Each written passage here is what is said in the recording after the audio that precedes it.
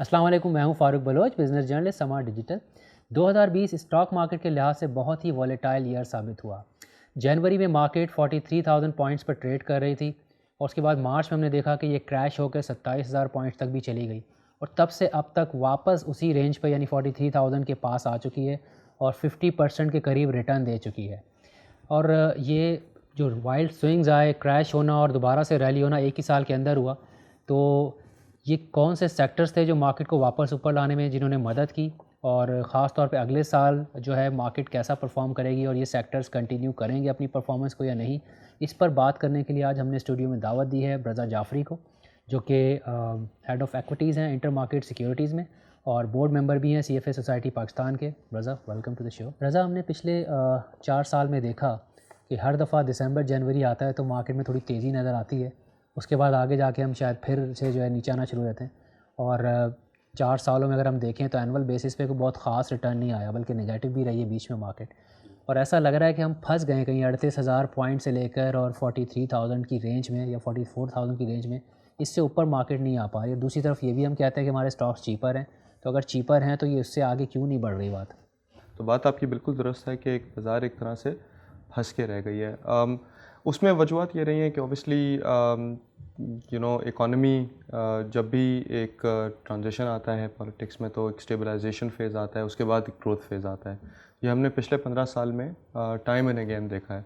तो अभी भी गवर्नमेंट को अब 2 साल हुए हैं, अब अपने 3rd ईयर में है।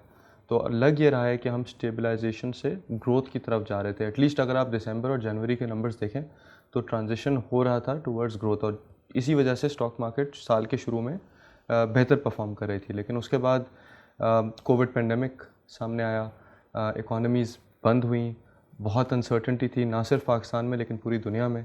तो वो ऑब्वियसली उसका असर तो स्टॉक मार्केट ने लेना था। तो एक बार फिर हमने एक अपने लोस टेस्ट करे जो कि 28,000 के लेवल्स पे थे, 27 या 28। तो उसके बाद से फिर थोड़ा सा जब इकोनॉमीज़ खुली हैं, प्रॉफिट्स आए हैं, इंटरेस्ट रेट्स नीचे हुए हैं, तो थोड़ी कॉन्फिडेंस आया है।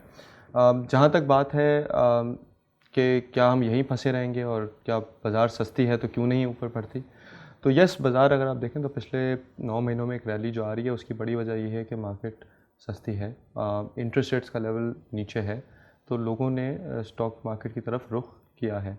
और तवक्को यही है कि 2021 का आगाज़ भी इसी तरीके से होगा जैसे 2020 का अख्तिताम हो रहा है, यानी कि एक तेज़ी की लहर में। लेकिन आपकी बात बिल्कुल दुरुस्त है कि साल का शुरुआत अच्छी होती है। एक चीज़ है जनवरी इफ़ेक्ट, और ये दुनिया की मार्केट्स में इसको बिहेवियरल फाइनेंस के उसमें लिया जाता है। ख़ास एक्सप्लेनेशन इसकी है नहीं, लेकिन ये डेटा सजेस्ट करता है, एम्पिरिकल एविडेंस ये है कि जनवरी का महीना अमूमन वन ऑफ द बेस्ट होता है। पाकिस्तान में भी ये इफ़ेक्ट पाया जाता है। पिछले 20 सालों में 15 साल ऐसे गुजरे हैं जिसमें जनवरी प्लस गया है। पिछले 10 साल में 9 जनवरी ऐसे गुजरे हैं जिसमें मार्केट प्लस गई है, और कोई छोटी मोटी प्लस नहीं, 7%, 8%, 10%। तो ये एक न्यू ईयर इंथुजियाज़म होता है। आई एम कॉन्फिडेंट कि इस दफ़ा भी आपको नज़र आएगा, लेकिन बात वहीं आ जाती है क्या ये कंटिन्यू करेगा। कंटिन्यू करने के लिए ज़रूरी है कि कुछ चीज़ें जो कि रिस्क फैक्टर्स हैं वो पैन आउट ना करें। कोविड की सिचुएशन यहाँ से और मज़ीद कुछ ज़्यादा ख़राब ना हो, या पॉलिटिक्स पे बहुत ज़्यादा कोई अनबन ना हो, या फिर इंटरेस्ट रेट्स बहुत तेज़ी से ना बढ़े जाएं, या फिर IMF प्रोग्राम में हम वापस आ जाएं। ये 3-4 चीज़ें अगर आपको नज़र आएंगी तो लग ये रहा है कि जो आपको मोमेंटम नज़र आएगा स्टार्ट ऑफ द ईयर में, वो फिर शायद पूरे साल थोड़ा सा एक्सटेंड हो जाए। मुझे ये बताएं कौन से सेक्टर्स थे जिन्होंने हेल्प किया इस रैली को, और सेक्टर्स के साथ साथ ये भी बता दें कौन से पॉलिसी डिसीजंस थे हुकूमत के जिनकी वजह से उन सेक्टर्स को हेल्प मिली और उन्होंने अच्छा परफॉर्म किया। आई थिंक साल के शुरू में जो हमने देखे थे सेक्टर्स जो शायद एक तरह से पिछले साल से परफॉर्म करना शुरू कर गए थे, कंस्ट्रक्शन सेक्टर, उसकी अगर आप ब्रेक करें ईयर टू डेट परफॉर्मेंस, तो स्टील और सीमेंट सेक्टर साल के शुरू से लेकर अब तक 60% बढ़ा हुआ है। तो बाज़ार अपने या मार्केट अपनी बॉटम से तो अभी तक मोर देन 50% रिटर्न है, लेकिन साल के शुरू से अभी भी 7 या 8% ऊपर है, यानी कि दिसंबर 31 2019 की क्लोजिंग से अभी तक। लेकिन उस दौरानी में जब मार्केट सिंगल डिजिट में ग्रो हुई है, स्टील एंड सीमेंट सेक्टर्स 60 या 70% उन्होंने रिटर्न दिया है। तो जिनका पोर्टफोलियो सीमेंट या स्टील या कंस्ट्रक्शन फोकस था, उन्होंने आउट परफॉर्म किया होगा। ये इसमें वही वाली बात आ जाती है कि आपने पॉलिसीज़ की बात की, तो इसमें सपोर्टिव एनवायरनमेंट ज़रूर रहा है गवर्नमेंट की तरफ से, लो इनकम हाउसिंग या डैम्स की तरफ पुश।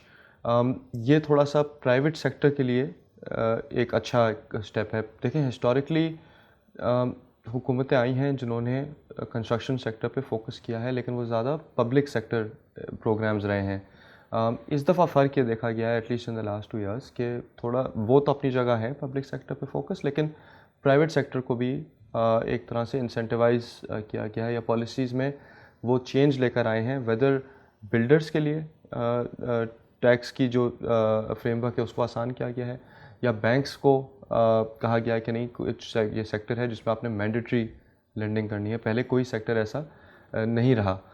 जो दूसरा बड़ा सेक्टर है दैट इज़ डन वेल, वो टेक्नोलॉजी सेक्टर है, ठीक है।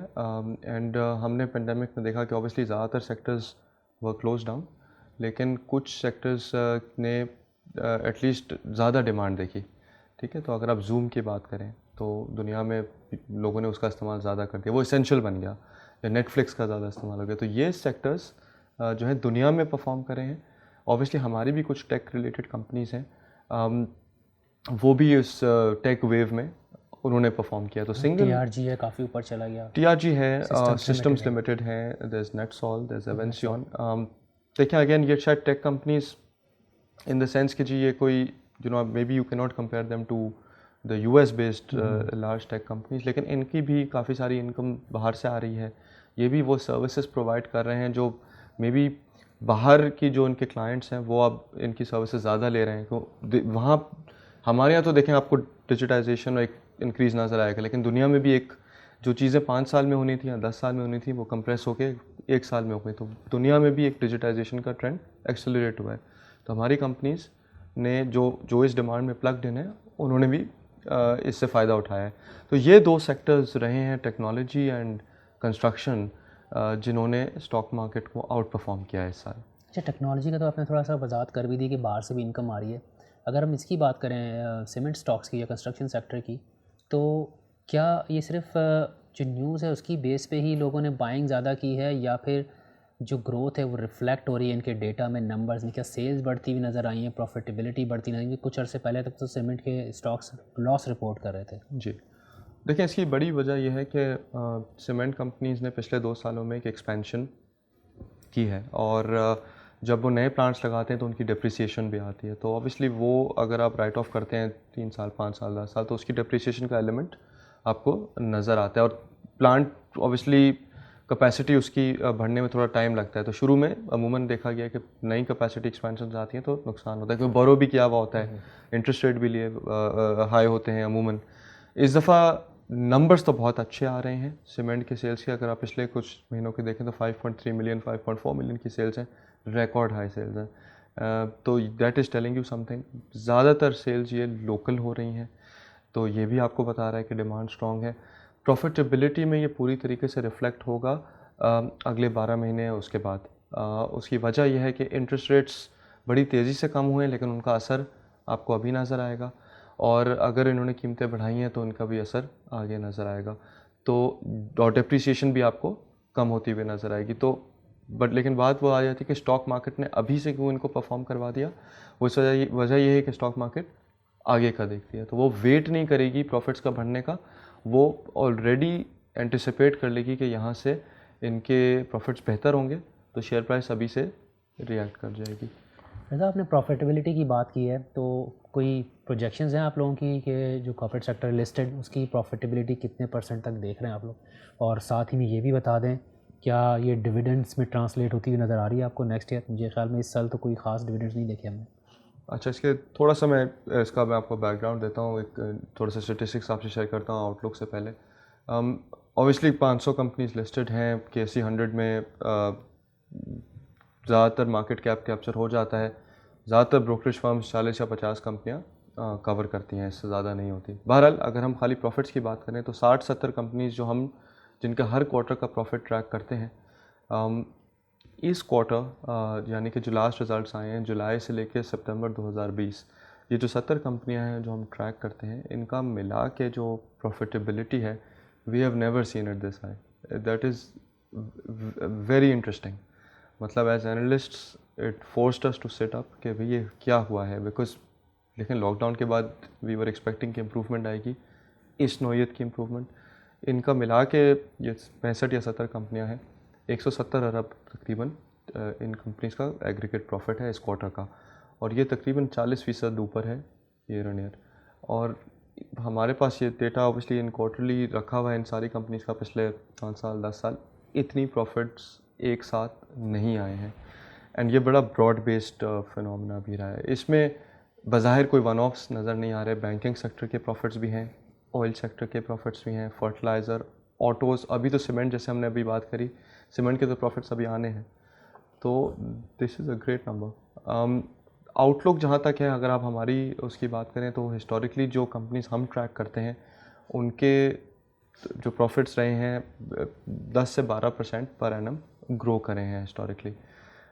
आगे की फोकास्ट हमारी अगले 2 सालों की 15% है, लेकिन इन नंबर्स के बाद लग ये रहा है कि हो सकता है कि there is room for positive surprises, क्योंकि ये कोई एक सेक्टर नहीं है, ये मल्टीपल सेक्टर्स हैं जिनमें डिमांड हमने देखी है। वेदर सीमेंट की बात कर लें कि रिकॉर्ड हाई सेल्स हुई है, ऑटो की सेल्स पेंडेमिक से बेहतर आना शुरू हुई हैं, टेक्सटाइल अब हम कंसिस्टेंटली अच्छे एक्सपोर्ट्स शो कर रहे हैं। 2021 में इंडेक्स कहाँ देख रहे हैं आप? अभी 43,000 पॉइंट्स पर है, कहाँ तक जा सकता है दिसंबर 2021 तक, एक साल में? सेकेंडली, कौन से सेक्टर्स होंगे जो इसको वहाँ पहुँचाने में हेल्प करेंगे? बिल्कुल, देखें अभी स्ट्रैटेजीज़ बहुत सारे हाउसेस की आना शुरू हुई हैं, और जो भी इंडेक्स टारगेट्स आपको नज़र आ रहे हैं वो आपको नॉर्थ ऑफ 50,000 पॉइंट्स ही नज़र आ रहे हैं। And I think that's reasonable. अगर आप बुल केस की बात करें तो मेरे ख्याल में they would be some houses जो 55,000 या 60,000 की भी बात करेंगे। और अगर इनको परसेंटेज में देखा जाए तो ये कितने % रिटर्न बनेगा? देखें, अगर आप मोटी मोटी बात कर लें कि जी अगर हम 42-43,000 पर हैं तो यहाँ से 20% रिटर्न आपका 50,000 आपको क्रॉस करवा देगा। तो मेरे ख्याल में वेरी सेफ नंबर है कि हम 20% रिटर्न तो एक्सपेक्ट करें।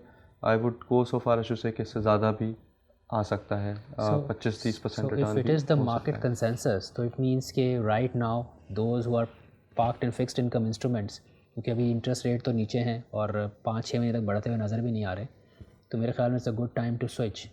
आई think what we are telling people right now, आपके सवाल से होते हुए कि जस्ट बी इन्वेस्टेड। मतलब इट डजेंट मैटर कि आप अभी क्या ले रहे हैं। अभी for the next few months at least हमें कंटिन्यूएशन ऑफ द ट्रेंड नज़र आ रहा है। उसके बाद वही वाली बात है कि रिस्क फैक्टर्स तो बिल्कुल हर मार्केट में होते हैं, हर कंट्री में होते हैं। तो अगर वो रिस्क फैक्टर्स प्ले आउट नहीं हुए तो आपको फिर अक्रॉस द ईयर मोमेंटम नज़र आएगा, क्योंकि आप एक बहुत लो बेस से आ रहे हैं। जैसे हमने अर्लियर डिस्कस करा कि ना सिर्फ ये साल बट पिछले 4 सालों से मार्केट एक रेंज में रही है। ठीक है, इंटरेस्ट रेट्स अगर थोड़ा आराम से ऊपर आएँ या 6 महीने बाद ऊपर बढ़ना आए, और तो लोकल लिक्विडिटी स्टॉक्स की तरफ माइल होगी, वो आती रहेगी। आई फील कि अगर चलें किसी ने एक साल का व्यू नहीं लेना, एटलीस्ट हिस्टोरिकल वो जनवरी और फरवरी की परफॉर्मेंस देख के 2 महीने के फॉर द लिए नेक्स्ट 2 मंथ्स अच्छा outlook at the very least. क्योंकि देखें उसके बाद मेरे ख्याल में आउटलुक तो साल का ही अच्छा है, लेकिन वी विल हैव टू सी के रिस्क फैक्टर्स क्या है। स्ट्रेट लाइन में बाजार कभी नहीं गई है। अमूमन देखा गया है कि मई में बजट सर पे होता है, नीचे आती है, वो लाइन हमेशा यूँ ठीक है, होती तो वो वॉलेटिलिटी तो रहेगी। लेकिन क्या आप बाज़ार में अगर आप एंट्री, चलें आप शॉर्ट टर्म के लिए भी नहीं ले रहे, अगर आप मीडियम टर्म 3 साल के लिए या 5 साल के लिए, क्या आप ऐसे पॉइंट पे एंटर कर रहे हैं जहां वैल्यूएशंस हिस्ट्री के हिसाब से महंगी है? नहीं। क्या आप ऐसे पॉइंट पे मतलब ले रहे हैं जहाँ प्रॉफिट्स की आउटलुक अच्छी नहीं है? वो भी नहीं है। तो you should still make money अगर आपने थोड़ा मीडियम टर्म आउटलुक भी रखना है। 2021 में क्या ये सेक्टर कंटिन्यू रखेंगे परफॉर्मेंस, या इनमें से जो जूस निकलना था निकल गया, क्योंकि अब वैक्सीन भी आ गया है और सीमेंट सेक्टर के ऑलरेडी ज़ाहिर है अब थोड़े से तो महंगे हो गए हैं स्टॉक्स, तो ये कंटिन्यू करेंगे, परफॉर्मेंस और अच्छी होगी इनकी और ऊपर जाएंगे? और साथ ही ये बता दें कि इन 2 सेक्टर्स के अलावा और कौन से सेक्टर्स जिनमें आपको पोटेंशियल नज़र आ रहा है next year? Cements like I mentioned के one of the best performing sectors रहे हैं इस साल। लेकिन कुछ चीज़ें ऐसी हुई हैं जो पहले नहीं हुई। इतनी सपोर्ट मेरे उसमें तो मेमोरी में तो नहीं है कि इतनी कंस्ट्रक्शन सेक्टर को, ख़ास करके प्राइवेट सेक्टर को, इतनी आपने सपोर्टिव एनवायरनमेंट दी है। तो मेरे ख़्याल में जैसे हमने बात करी प्रॉफिटेबिलिटी आगे आनी है सीमेंट कंपनीज़ की, एंटिसिपेशन अभी हो गई है, लेकिन जिस तरह से बाकी सेक्टर्स की परफॉर्मेंस रही है पिछले क्वार्टर में, अगर उससे क्यूज़ लिए जाएँ तो इट इज़ पॉसिबल कि सीमेंट सेक्टर प्रॉफिटेबिलिटी सरप्राइज़ करे। देखें, ये मैं अगले सेक्टर की क्वार्टर की बात नहीं कर रहा, ये मैं अब अगले 4 या 6 क्वार्टर्स की बात कर रहा हूँ या मीडियम टर्म की बात कर रहा हूँ। जिस तरह से डिमांड है, बज़ाहिर लगता तो ये है कि प्रॉफिटेबिलिटी ने अच्छी ग्रोथ दिखानी है अगले कुछ सालों में। तो मेरे ख़्याल में अगर आप जो हमारी एक्सपेक्टेशन है अगर वो पैन आउट करती हैं तो सीमेंट सेक्टर में लगता है कि मज़ीद, लेकिन अगेन उसके लिए रिज़ल्ट्स देखने पड़ेंगे अगले 1-2, बट मुझे काफ़ी कॉन्फिडेंस है कि इसमें गुंजाइश है। जो 2 सेक्टर्स जिनको परफॉर्म करना शायद ज़रूरी भी है और शायद ओवरड्यू भी है, और लोगों की जो इनफैक्ट हमारे भी अगर इंडेक्स टारगेट्स अब 50,000 से ऊपर के हैं अगले 12 महीने में, इनके लिए बहुत ज़रूरी है कि 2 हैवी वेट सेक्टर्स परफॉर्म करें। वो हैं बैंकिंग सेक्टर, KSE 100 में इसका तकरीबन 24 या 25% वेट है, एंड ऑयल एंड गैस, और ऑयल एंड गैस मेरी मुराद एक्सप्लोरेशन कंपनीज़ की है। तो ये 2 सेक्टर्स हैं जो नॉट जस्ट दिस ईयर लेकिन पिछले 2-3 सालों से अंडर परफॉर्म कर रहे हैं। उनकी कुछ फंडामेंटल फैक्टर्स भी हैं और कुछ फ्लो रिलेटेड फैक्टर्स भी हैं जिसमें फॉरेन सेलिंग आ जाता है। ये 2 सेक्टर्स मुझे लगता है कि काफ़ी कैचअप पोटेंशियल है इनमें, और जैसे जैसे लोकल्स थोड़ा हावी हो रहे हैं, हर मार्केट में लोकल एक्टिविटी थोड़ी ज़्यादा हो रही है, हर रीजनल फ्रंटियर मार्केट में। तो आई थिंक लोकल्स फिर अगर एक्टिविटी रहती है तो वो ये सेक्टर्स को इग्नोर नहीं करेंगे जिस तरह की और ऑटोमोबाइल्स और टेक्सटाइल्स की बात कर ली जाए, इस वक्त लो इंटरेस्ट रेट एनवायरनमेंट है तो ऑटो सेक्टर को फेवर देता है। फिर इकॉनमी ज़ाहिर है यहाँ से अगर रिकवर करी तो आगे ग्रोथ आनी है, फिर ग्रोथ आती है तो ऑब्वियसली लोग फिर घर बनाते हैं और फिर दूसरे गाड़ियाँ वाड़ियाँ भी लेते हैं। तो ऑटो का कैसा आउटलुक नज़र आ रहा है? फिर टेक्सटाइल में हुकूमत ने कुछ इंसेंटिव्स भी दिए हैं, रीफाइनेंसिंग स्कीम्स लेकर आया स्टेट बैंक, और एक्सपोर्ट मार्केट में ज़ाहिर है इंडियन और बांग्लादेश की इकॉनमी बहुत बुरी तरह हिट हुई है, तो थोड़ा कहीं गैप क्रिएट हुआ है। जो हमारे जो खबरें देख रहे हैं कि डेटा भी अच्छा आ रहा है कुछ एक्सपोर्ट्स का, तो इसमें टेक्सटाइल में क्या आपको आउटलुक नज़र आ रहा है? ऑटो टेक्सटाइल की बात पहले मैं आपको टेक्सटाइल का कर देता हूँ। Textile for me is very interesting, क्योंकि मुझे लगता है कि बहुत सारी चीज़ें हुई हैं पिछले कुछ सालों में जो पहले नहीं हुई, और इनका एक लॉन्ग लास्टिंग इफ़ेक्ट है। टेक्सटाइल्स जो हैं, हमारी एक्सपोर्ट्स जो थी GDP का 17% थी 2002-2003 में।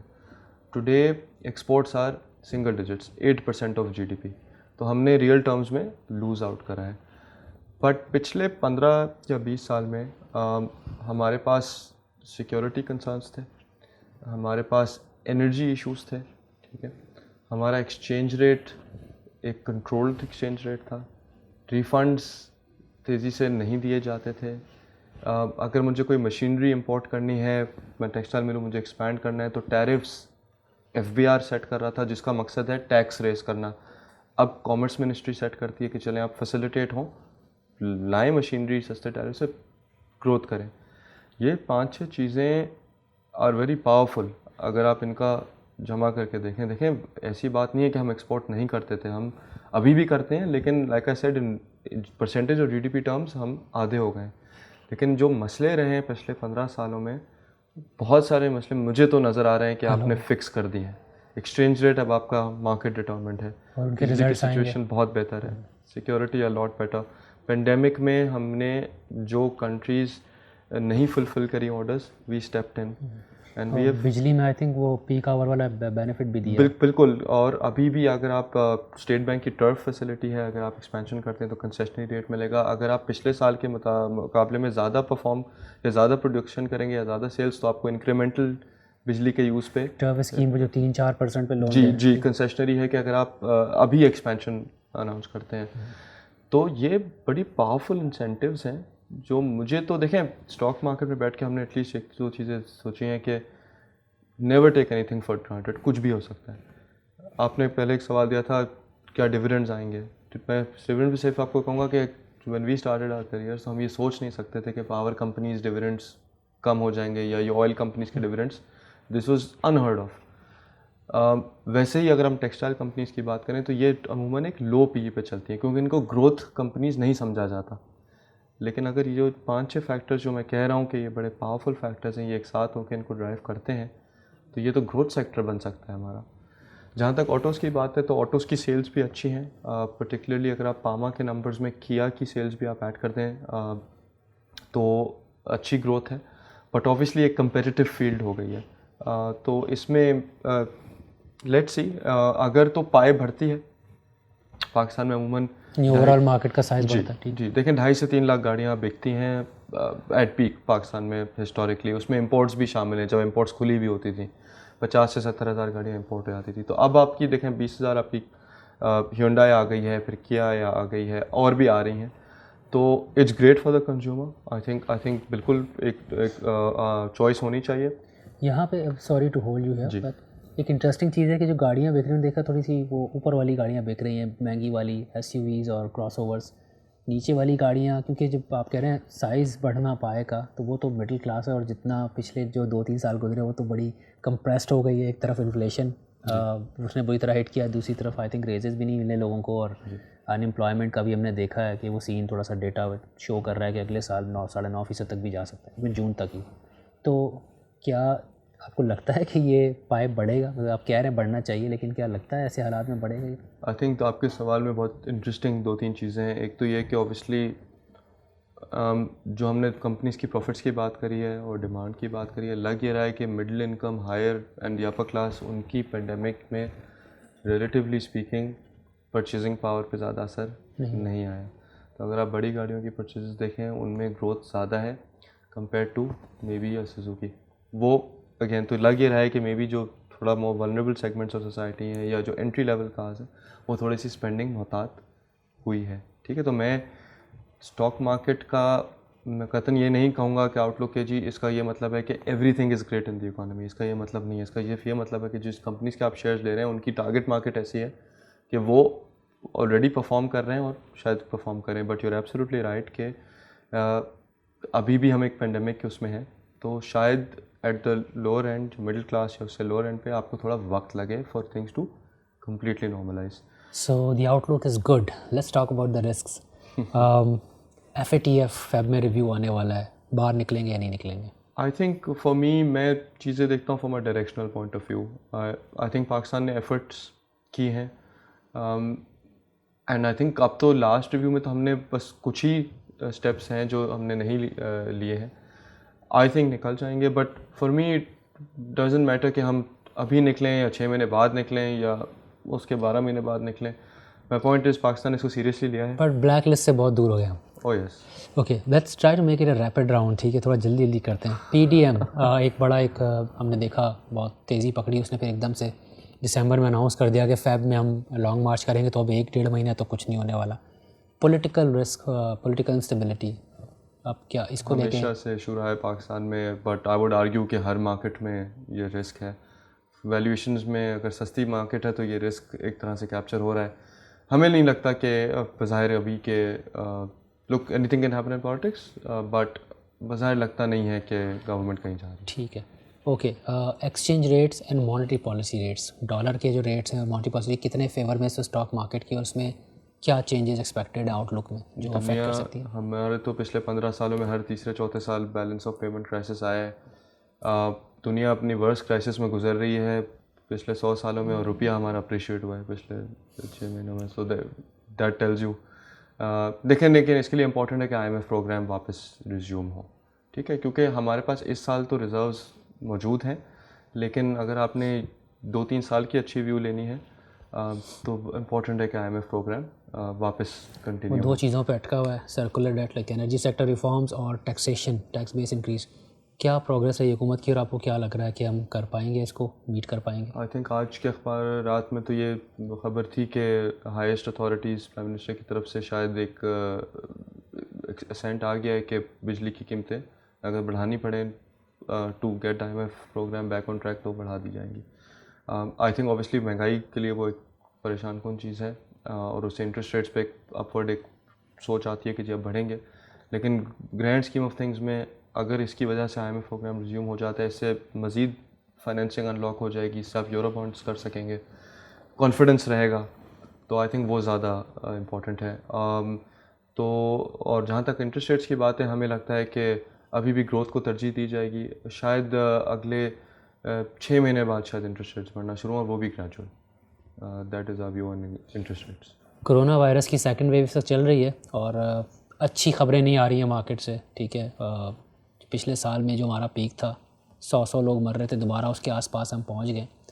तो how do you see this playing out? हमें अभी वैक्सीन लेने में टाइम लगेगा, तो कितना, किस हद तक, क्या ऐसा हो आपको नज़र आ रहा होता हुआ कि इकॉनमी फिर से एक बार बंद कर दी जाए, स्टॉक मार्केट पे उसका असर हो? देखिए, obviously I am not an expert on Covid, लेकिन ये मैं आपको कैसा, विंटर सीजन है, I hope I am wrong, लेकिन ऑब्वियसली केसेस शायद बढ़ भी सकते हैं। Things can get worse before they get better.